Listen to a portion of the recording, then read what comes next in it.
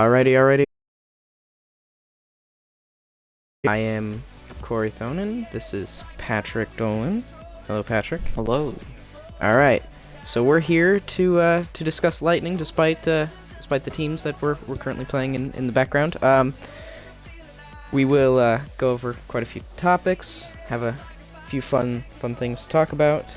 So, Patrick, let's start off with the big news here. 4-game losing streak. It's oh my God. Yeah. Yeah. It was tough to watch. I can't nail it down to one thing, and that's the main issue right now. Is it's not Definitely nail it down to a few things. Yeah, it's not specifically the goalie. It's defense has a lot of issues. Offense is not scoring enough. Defense has always been a bit of an issue for us. It's just now we can't just rely on Stroman and Hedman, I guess. Yes, and we never think of the Lightning as a poor defensive team because usually, in the most part, they're not.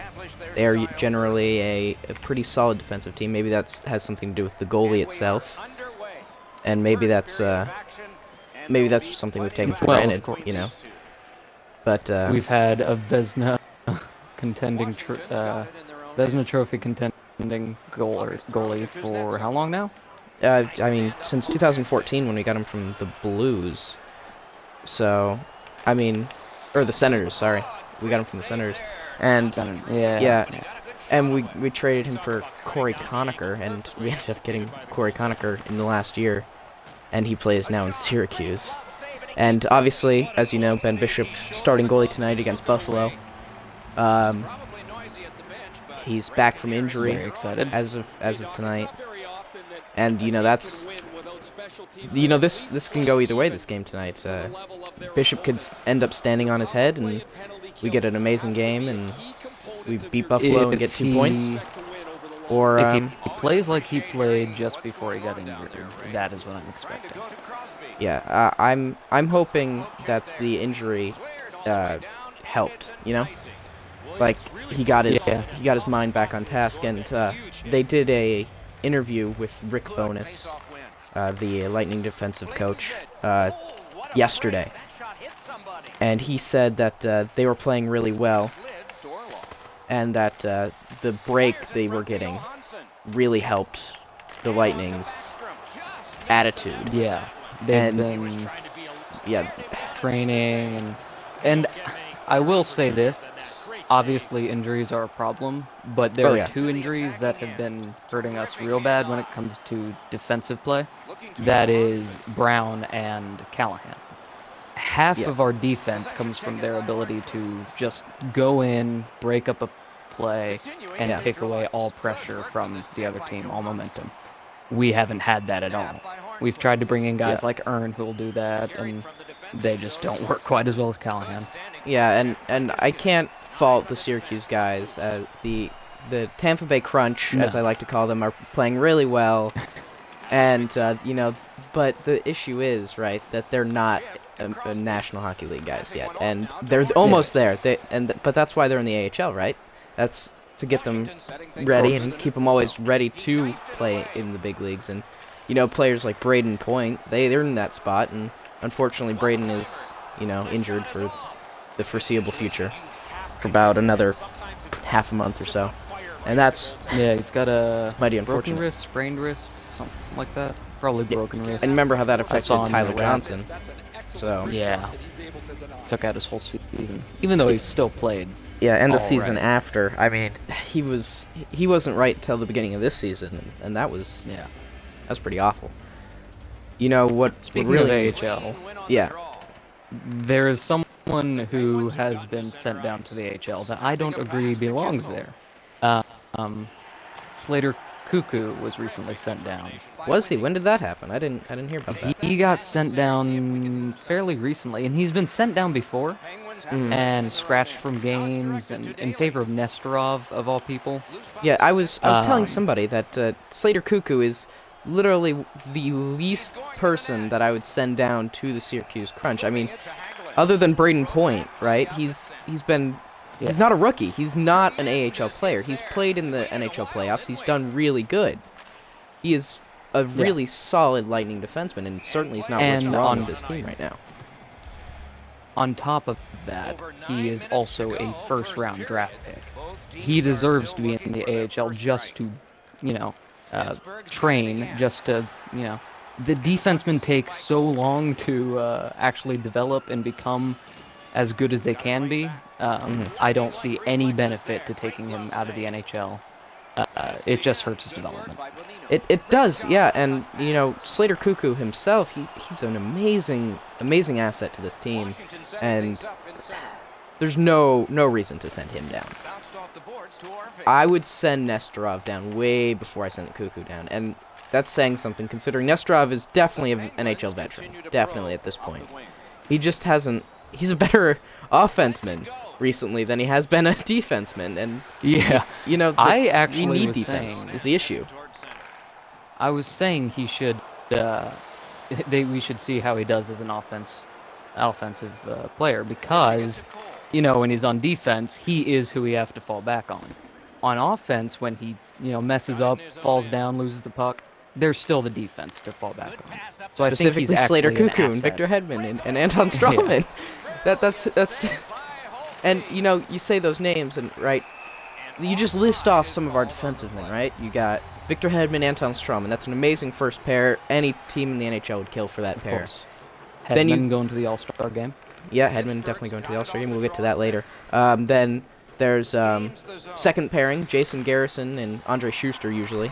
That's another amazing pair. Jason Garrison, the team has said in multiple interviews, they think he's got the hardest slap shot on the team. And unfortunately, we don't see him use that enough. We saw it in the playoffs where he shot that puck off the butt of Tyler Johnson into the back of the net against, it was either the Islanders or the Penguins in overtime. And, that was... He's just such a great player, and if you remember right, last year in the home opener against Philly, that went to overtime, and he was the one who scored the overtime goal. He's actually credited as the first NHL player to score in 3-on-3 overtime, Jason Garrison, and he's absolutely an amazing defenseman. And again, you keep going into our D-core. There's nothing wrong with it. And that's the issue. I think it's a coaching thing. I think it actually coaching, might be a I will say, issue. has a problem with it. Is one of the major problems.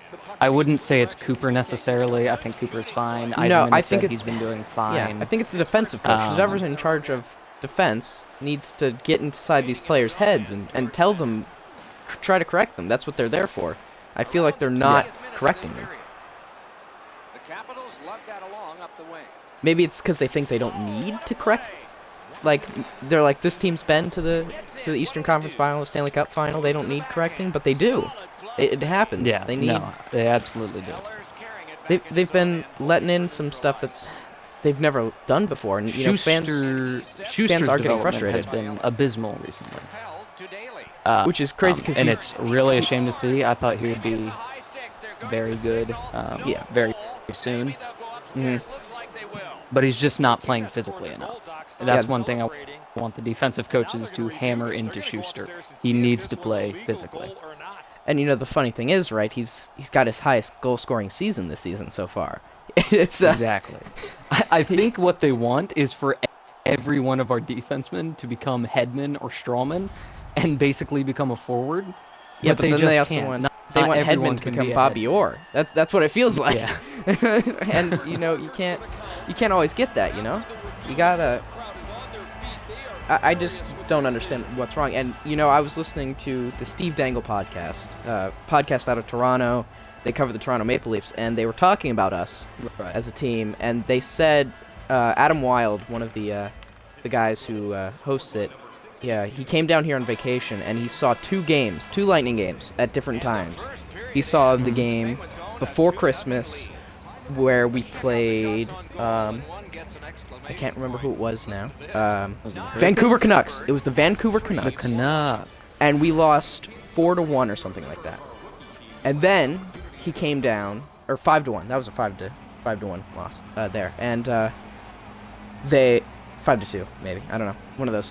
And then he came and he saw the Nashville game where we lost 6-1. And he said in the podcast that you could tell that these fans are angry, and I couldn't agree more. And he said they know they're angry because they know their team's better, and we are better, and we shouldn't be playing like the way we are. And it is absolutely ridiculous. It's anger at injuries, stuff we can't control, and yet still stuff that needs to be controlled and that we're not handling. The constant merry-go-round of AHLers, it's aggravating, and there's a lot of places to point your finger.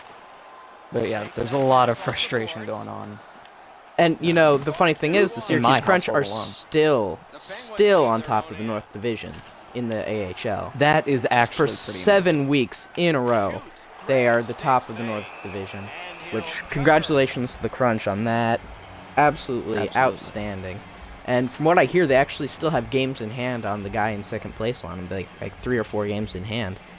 So, like, it's absolutely ridiculous. And so hopefully the season, it's stupid. Like, last year, I remember the whole, this game could be a springboard. This game could be a springboard to the better part of the season. And, you know, I'm hoping tonight is that game. Because it better be. It better Bishop be. decides to get himself together, come out strong, really rally the guys. I think just getting one of those elite players back would rally the guys a good bit. Yeah. And you know what I don't want to see? I don't want to see Ben Bishop playing tomorrow. I don't want to see it. I am tired of them playing the same goalie on both halves of the back-to-back. I'm absolutely tired. Now, that is ridiculous. Would you rather have Vasilevsky with how he's been doing? And I know he's been being overplayed. But would you rather Vasi take on the Blue Jackets? See, the funny thing is, Euros recently I would have rather him played tonight and Bishop played tomorrow. But the way they played it, the way they played it, I would rather Bishop play one night and Vasilevsky play one night. I can't stand when they play both goalies to one goalie both nights. Bishop tonight rather than tomorrow as his first game back, and that is it's the Buffalo Sabres. We don't know how he's going to be doing, and playing him against one of the few teams doing worse than us is probably a good idea. Yeah, I mean, if you remember what he did the last time they played the Sabres with that amazing shortstop save that he made. Oh yeah, I mean, where he created the chance. Yeah, but he, you know, you just gotta do it. Amazing. He loses the puck from behind or he passes it forward, loses the puck, and has to dive in front of the net. Like you said, a shortstop save. Yeah, that was actually pretty amazing. And I think he said after that game, he said, I looked in my glove and I saw it there, and I just thought, there's no way. And exactly, right? You do that, and you don't realize what you did until you see it on the tape after, when everybody's going through the tape, and you're like, did I do that? And you Holy say crap, to yourself, I'll never do that again. That is a 1 in a million thing. Like when he ran into Victor Hedman in the Stanley Cup Finals 2 years ago, and he let in the empty net goal to Patrick Sharp. Maybe that's like one of those things. It's like the opposite, you know, where you look at it and go, did I really do that? Oh my God. Yeah.